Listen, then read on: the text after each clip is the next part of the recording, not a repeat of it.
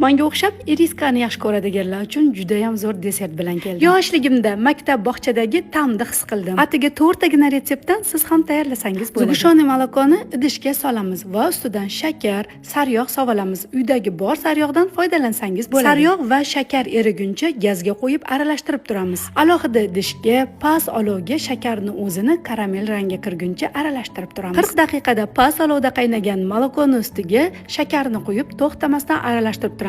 Xuddi shunaqa karamelni rang bo'ladi. Xohishga qarab yer yong'oq yoki keshu solishingiz mumkin. Tayyor bo'lgan massani yaxshilab aralashtirib olamiz. Xohlagan shaklingizdagi qolipni stretchlab, ustiga tayyor bo'lgan massani qo'yib 3-4 soatga muzlatgichga yuborasiz. Bu shirinlikni albatta tayyorlab ko'rishingiz kerak. O'sha yoshligimizdagi hozirgi kunda yo'q bo'lib ketgan iriska ta'mini topasiz. Aytgancha bittagina qiziq yurakchani bosib qo'ydingizmi? Unday bo'lsa, endi bu retseptni yaqinlaringizga bo'lishingiz, ishtahangiz ochilsa, Robiyangiznikiga mehmonga keling.